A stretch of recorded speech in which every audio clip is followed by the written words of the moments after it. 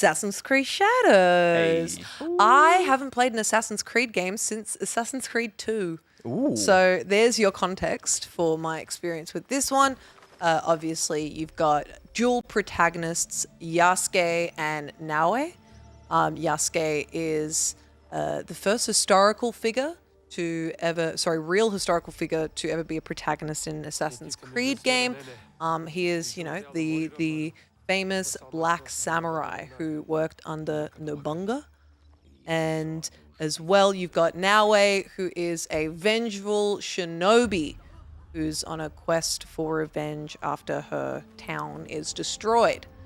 And you start the game as Yasuke in a long-ass cutscene, which I actually didn't mind. This was, you really start in the Animus? Yep. I almost said anime. You start in the anime, which, of course, has the lady robot voice telling you, memories, shit like that. And then you jump right into a memory, if you didn't know. And I found this story, this big old starting scene to be quite enthralling. I haven't played an Assassin's Creed game for so long because the games kind of just the stories themselves didn't really jump out to me as I need to give this a red hot go. But I find the story of Yasuke really interesting. I was also keen to see how they would do a female shinobi, and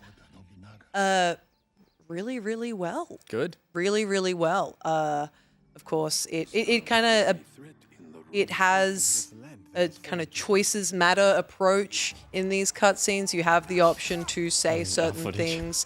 That for example, you could start speaking Japanese if you wanted to, or you can stay silent. I just speak Japanese. But anywho, it was a long ass cutscene that gave you a good idea of how Yasuke came to start working under the Bunga.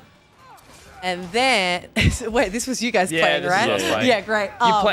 You're playing both the characters and you're being tutorialized on both. Yeah, but you start with Yasuke. Totally, yeah. And so it shows you that and then goes, oh, this memory's broken. Let's jump 6 months later. And I was like, okay.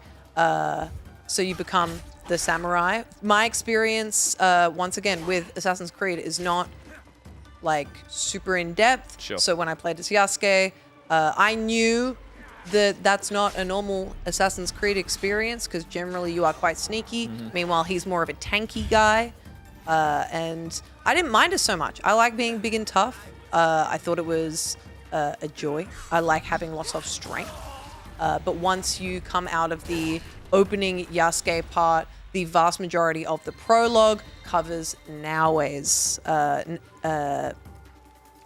opening sequence, her context, the reason why you follow her throughout the game. And they're connected, right? Like the opening Yasuke beat sets up her story. Because you skip a bit, Josh. Upon I don't remember any of this. Yeah, this upon finishing Yasuke's opening fighting scene in which you are thwarting a village, you get thrown over to Naoe's perspective, and that's your village.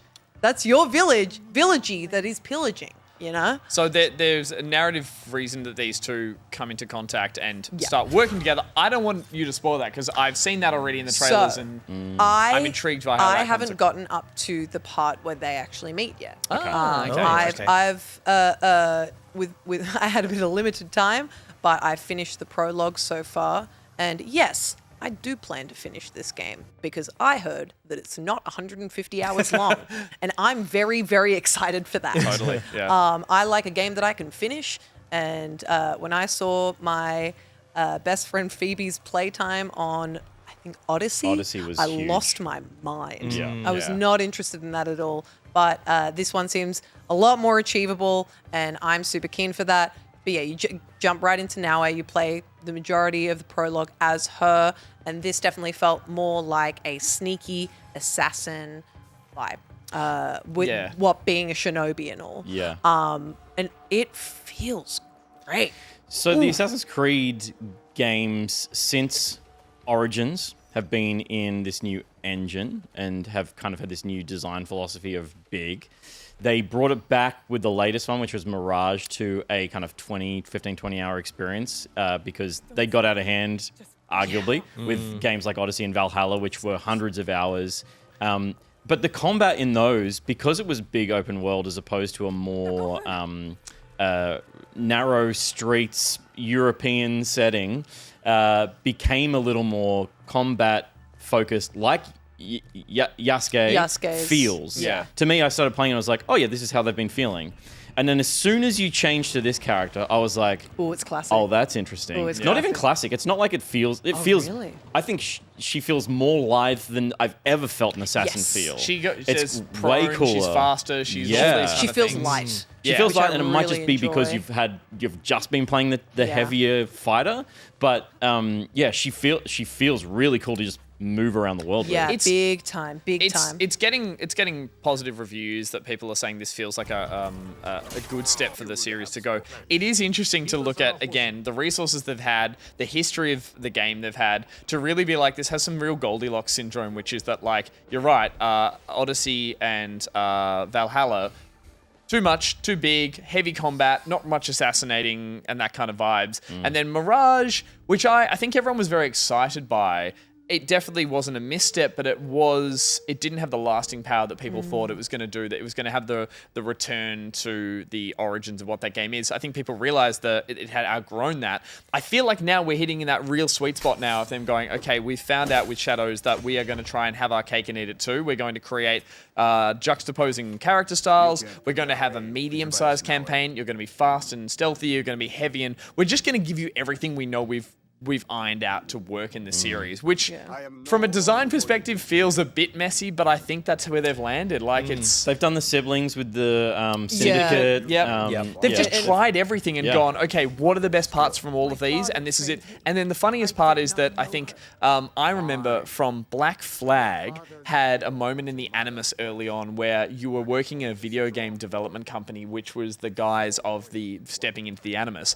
And one of the opening cutscenes showed you opening a user interface of all the other Assassin's Creed games that were fictional within the universe. And one of them sat there and it was, I'm going to get it wrong, it was Assassin's Creed Ninja or Assassin's Creed Japan. And everyone went, why are they not making that? And we're talking from Black Flag. Yeah, totally, yeah. So this is the longest running kind of like, where is it? Where the hell has this been? It goes even before that. Like, they've been teasing the Japan version of Assassin's Creed since Assassin's Creed 1.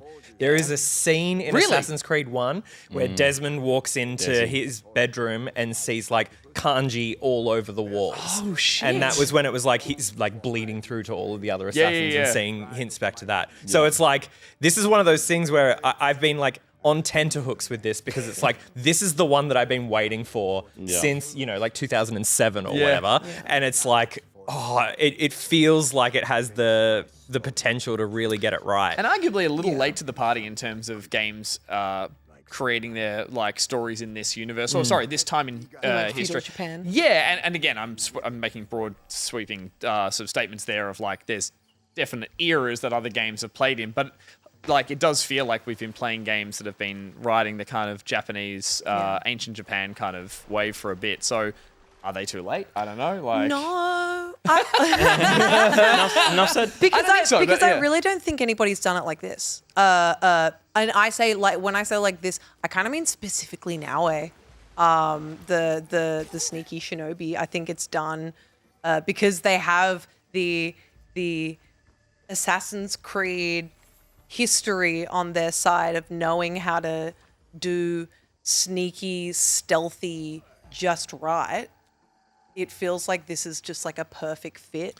You could say and also, I will say as well, I'm kind of glad that it came out now because it is so picturesque. Anywhere you look, you see this like beautiful old Japanese horizon, and it's just gorgeous, like otherworldly. The obvious comparison is obviously Ghost of Tsushima that everyone's referenced famously. as having all of that beautiful landscape, having the sort of... Sorry? I was just being a dickhead. having the same kind of like, there is an element of stealth to them and stuff. It's great though that this series can go, look, we were doing it back then. We're finally adapting this time period and this era to it. So yes, there are obvious comparisons. There are things that the other game does better than this one, I'm sure still. But I think this gets a hall pass to be like, okay, we've known Assassin's Creed is like, what? That's still appropriate. A hall pass is just for fucking, right? Is it? Other than going to the toilet. Okay. It gets a... I'm going to look that up in the ad pass. Yeah, It gets a pass. I think all pass is just for fucking. I think so. Is it? Yeah. No, I've been pretty using sure. that wrong for a while. No. Point being is this gets a pass to go to the bathroom because it's not a shit game. I have one complaint about it. Please. Yes. Okay. So far. But like I'm really, really enjoying it and I can't wait to play more of it. I'm playing in immersive mode because it makes sense. They are in Japan. They should speak Japanese. Yep. I don't mind reading subtitles. I learned how to read last week. Huge step for me. It's been a massive step. It's been a massive step. Really helped with my work. But the only problem is that it really depends on scene by scene because the immersive mode means that everyone's speaking in Japanese except for when, you know, the priests were there and they were speaking Portuguese. Were you looking up the Urban Dictionary use of hall pass? Go on. Great.